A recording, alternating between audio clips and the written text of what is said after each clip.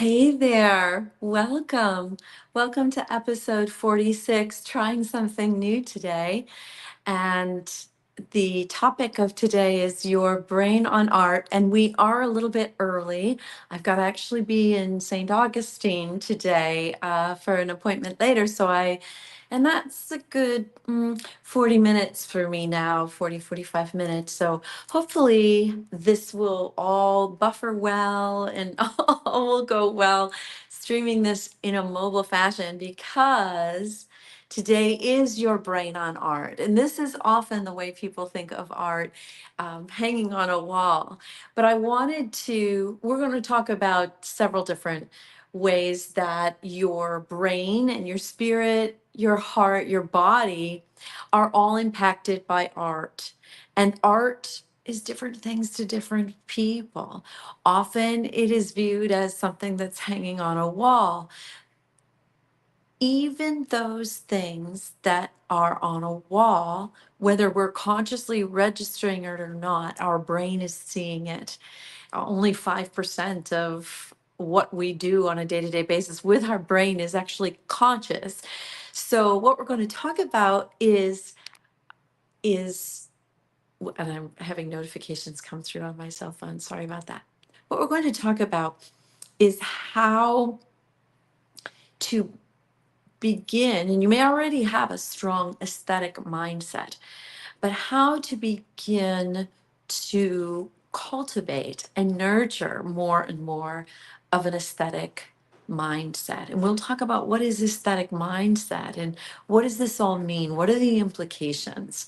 And I just happened to start here with this piece of art because this is a friend, Brian Wood, who owned a gallery in Syracuse, who's now doing really, really well in North Carolina in real estate. He sold his gallery. But he turned me on to this artist, and it's an amazing story. This is a painting by Fred Fisher. I have several of his pieces, of which here's another one I'm going to show you if you can see this one. I love this. It's a really fascinating story about an artist who was a Vietnam veteran, and his family didn't even know he had painted anything. And after his passing, his family went into his basement, and there were hundreds of paintings,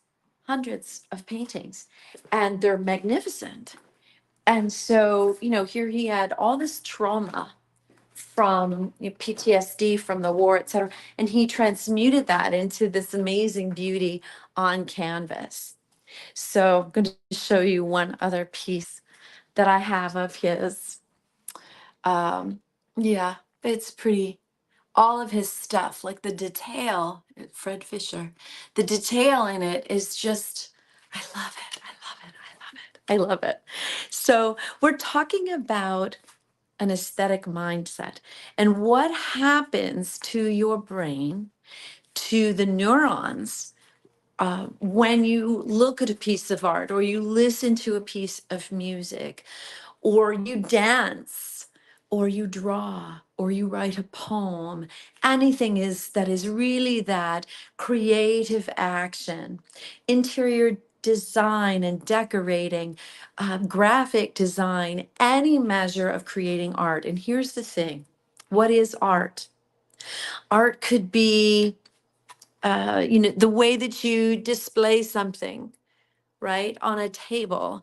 My little tea set that I love so much, taking time to, the things that I love: seahorses and any of the sea colors and seashells, any of the things aesthetically that are pleasing to you, that light up your heart, that make you giggle, that bring you ease and bring you joy.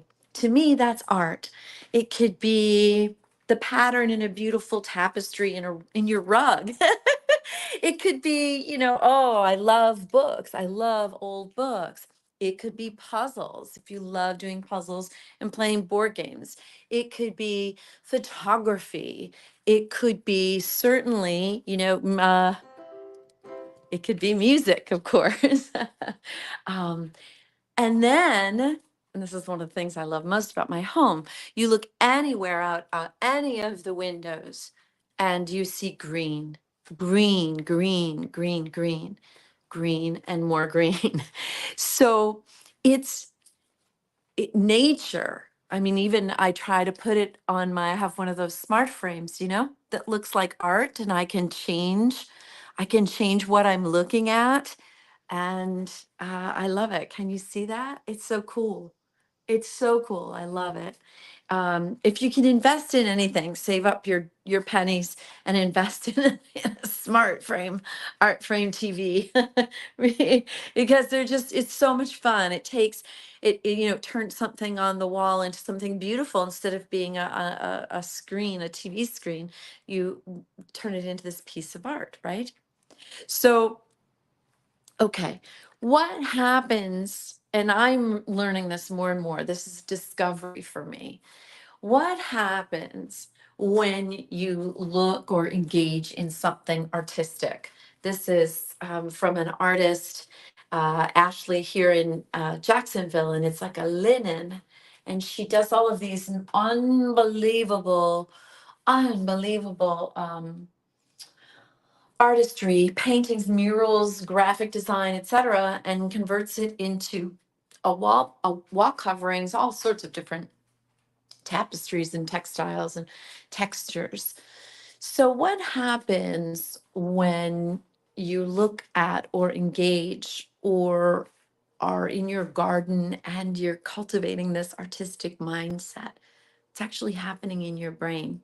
There's proven research, and again, I'm learning more and more of this. There's a wonderful book.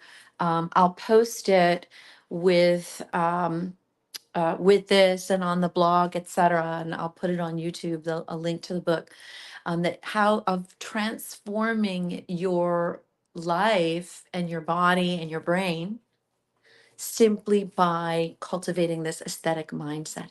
What happens to the neurons in your brain? You're creating new neurons by stimulating those parts of the brain that are participating and being asked to come alive when you're viewing something aesthetic or touching something aesthetic, working in clay, any of that. It's lighting up different aspects of your brain and creating new neurons. All right. Now, what's happening inside your body when that's happening with your brain? Your brain is releasing, I put this in the caption, it's a similar effect that if you're eating your favorite food, right? Your brain releases dopamine. It's releasing chemicals into your body that are happiness and comfort and peaceful hormones into your bloodstream. So not only is it impacting you neurologically, it's because of the neurons, it's also calming, literally calming. It's like putting a balm, putting a salve on your body. And what happens to your spirit, your soul? There is a divine connection between you and beauty. Beauty is divinity expressing. So when you are taking in the aesthetic, in whatever form it is, you could be journaling, writing, creating, the act of creation, or admiring, touching, feeling, smelling. That's why I do use candles, and I want to show you, I often have incense and essential oils, and of course sound and vibration. Any of those things carry an energetic signature, a frequency. um, Essential oils with their scents, I have like loads of them here, with their different scents, are everything's connected. Your senses are connected to your brain, certainly, right? It's sending signals. Your senses are those receptors, those portals through which you're sending signals to your brain and your soul. I pulled this out today. This is, if you lift the back Julie and Tyrone Larson, 2003. This is their artistry. They create in clay. My aunt and uncle who live in Asheville, they're potters of 55, 60 years now. It's hard to believe. And they're still creating. My aunt Julie sent me some stuff this past weekend. In fact, they were at at a show. She works in flowers. That's a shocker. She works in flowers and creates all this beautiful jewelry. And she started working in clay and creating these roses, which I mean, is so amazing. And she's in her 80s. She's in her 80s, and she's doing something new. So that's the other part. You even see I have art on my on my refrigerator. So again, and here's the thing. Art could be in the wings of the dragonfly. It is in the wings of the dragonfly. It is in the seashell. It is in the flower petals. I mean, if you don't think that this is art, right? Or if you, I mean, look at the artistry in the petals, the artistry in the seashells, and everything that you see that I surround myself with um, is to remind me of the divinity. And ultimately, even, um, you know, ultimately it could be for you, it could be in, you might love old tools and refurbishing old furniture, refinishing furniture. So yes, it is art on a wall, paintings, ballet, the symphony. Yes, that is art. Yes, of course. It is also found in the simplest of things, you see, the simplest of things. And I would step outside, but I'm a little concerned about my Wi-Fi. So I'm gonna stay indoors.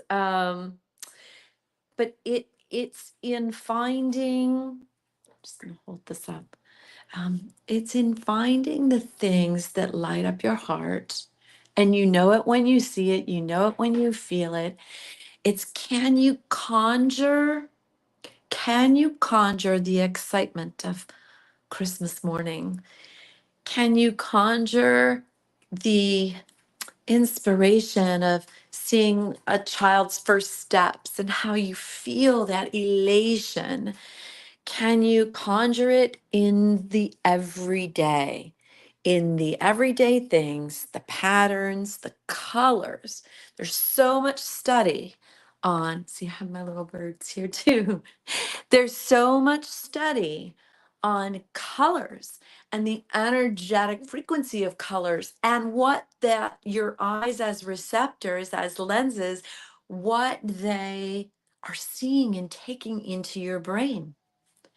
They're telling your brain all sorts of beautiful stories and lighting up your neurons and how those neurons are firing and what chemicals are getting released into your bloodstream. So for PTSD, anxiety, depression, um, Alzheimer's, do you know that I worked with a client many, many years ago, and it was at the time where centers around Alzheimer's were actually quite rare. And Alzheimer's was, and dementia were not readily spoken of in the headlines or anywhere for that matter. It was personal to him because his mother had suffered from Alzheimer's. So he took it upon himself. He created a mission around wanting to create a center for people with Alzheimer's to be able to give them connection and support them in that way. And regeneration. And that is the key, and it's possible. And so, do you know they did a study with Alzheimer's patients that worked in the garden with flowers, worked with their hands in the soil, creating and tending to something, right? Growing something, that their cognitive function improved dramatically. Dramatically. So, art, it's now everybody sees it differently in books and in structures in nature. It's can you I always have lots of artistic things around.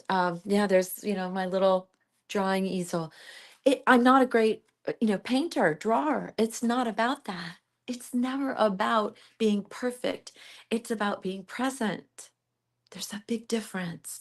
And that presence, coupled with the aesthetic and the intention to see the beauty, changes the structure of your brain, changes the structure of your brain, changes your physiology, your physicality, your and therefore everything's and therefore your spirit, and it's also connecting you, of course, as I said, with the divine. So if you've always kind of kept art, at a distance, um because you think you are not of it, that you can't relate, that that's for the fuddy-duddies, that that's for the older crowd, or that's not for me, I don't get it. That's not, I live out in the country. I don't go to museums. I don't. Okay, do you garden? Do you woodwork? Do you hike? Do you fish? Do you get out in nature? Do you surf? Do you So when you surf or when you fish or whatever you're doing, can you say, how do I infuse meaning, and what am I seeing? What am I sensing? What am I smelling? Am I just smelling the pine in the forest? Or can I relate that pine to the beautiful green that I see at the holiday time, the beautiful green that's in my gardens, the beautiful green that I want to pull some green into my home somewhere. I want to put on a green shirt. It doesn't matter. It's the brain making the connections between what you're seeing, feeling, hearing, touching, tasting, and giving it a greater elevated meaning. So, your brain on art, your heart on art. Your brain invariably expands, your heart invariably expands when you are seeing and experiencing the beauty, and when you are shifting the story around that beauty. So if it is the seashell, if it is fishing, if you've ever looked at the belly of a trout, that's art, friends. That is art. It's a rainbow trout. It's magnificent. I happen to believe in catch and release, as many people do. Uh, I've read about the amount of pain that fish actually feel when you hook them. That's for a different show. But the beauty of nature, of every creature, of every dragonfly, butterfly, ladybug. I went out, I had a conversation. Now, many won't relate to this at all. I had a conversation yesterday. I saw a baby black racer in my backyard. Now, that tells me I have a nest. There's a nest somewhere. But I kind of like the black racers, not that I want to make friends with them.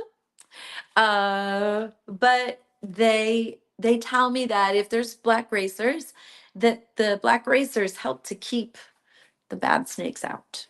So I'll take the black racers any day. um, but there was a baby one, and I went chasing out, to see. Just I want to see where it was going. So I had a sense of that. But having conversations and communing with Mother Nature and the critters and creatures and things that share this planet with us. Um, I want to show you another example here. All of those things to me are art because they are lighting up your senses and your brain and your spirit. So always, always, and anybody who knows me, I always have fresh flowers, always around the house. I want to show you.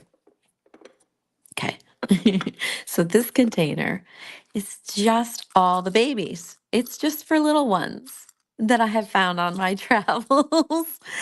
And and I just every once in a while, and here's the thing also about art is that it conjures memories.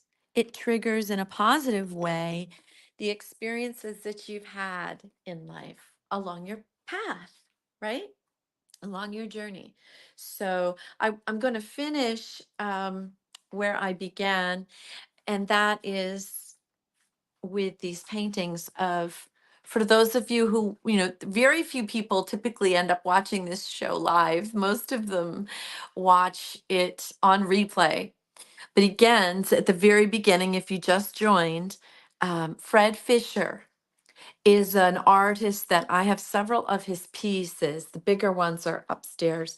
That a friend of mine who owned a gallery in Syracuse, Brian Wood, turned me onto this artist, and I loved his story. And to me, yes, I love the art, but to me, I love his story. It's beautiful. So when I look at art, any kind of art, or I listen to a piece of music, or I read a poem, or I'm walking in nature. If I'm on a path in nature, I'll ask myself the question, and this is about cultivating, starting small and cultivating an aesthetic mindset. I'll ask the question, who has walked before me? And who will walk after? And what's their story? And are they smelling what I'm smelling? What animals have walked this path? Who's watching me right now from the trees? You see the immersion? Do you see what happens? Do you see what you're asking of yourself? You're asking yourself to wake up, to turn the mundane into meaningful. And I'm not saying nature is mundane, but often we walk the path and we don't notice anything. We're on our way somewhere. We're on our way. We're going from point A to point B, and we got to get there as fast as we can. So this is about your brain on art for me also is not just how the literal watching or looking or experiencing or immersing in music or dance or poetry or cooking in the kitchen or being in a museum, not just what it's doing to the neurons or the chemicals in your body and what it's releasing into your bloodstream. To me, it's having a life of deeper meaning and feeling more deeply connected to that which has created us. And if you don't believe in God, if you don't believe in something bigger than you, certainly you were created out of something. And that something is responsible for all these other things. So it's all connected, no matter what you believe in, spiritually, religiously, or otherwise. It's all connected. So as you begin, as you deepen your practice of cultivating an aesthetic mindset, can you pick up a new instrument?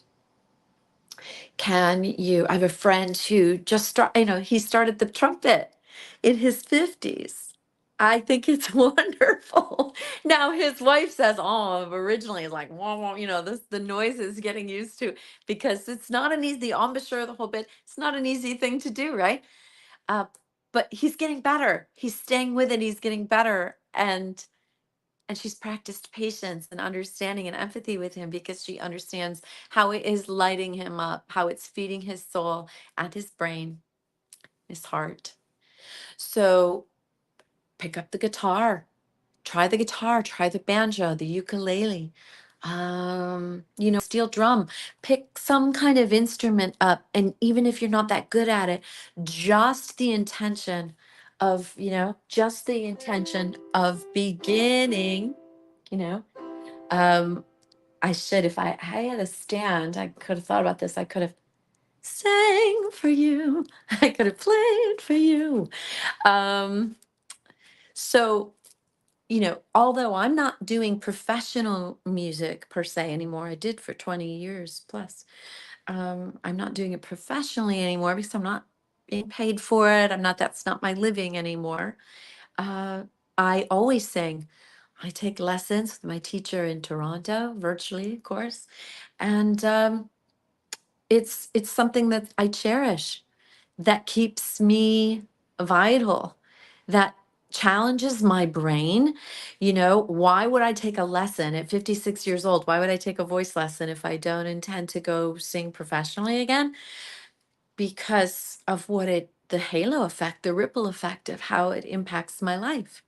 I know it's helping my brain because she sends me these exercises and I'm like, oh, I'm all over the place. I'm like, I'm having to think, I'm having to engage my muscles, I'm having to engage my breath, I'm having to engage my brain. My whole body I have to be present. I don't have a choice. If I'm going to do it and do it well, and that's the only way I try to do most things, is do it well. Uh, I've got to be present. And it asks of me to pour all of myself into it. So start something new. Just the mere action of starting something new lights up those receptors in your brain, those neurons and areas of your brain maybe that need that cognitive support, because you're not just stuck with your brain. You're not stuck with whatever you have. If you're having memory issues, if you're having um, sadness more often than you like, it's chemicals in your bloodstream. It's mindset. Begins with your mind and getting present and your breath. So if you can engage art in your life more readily in the smallest of forms, from the observation of the beautiful stained glass look of a dragonfly's wing to maybe picking up a piece of art at that antique store or something.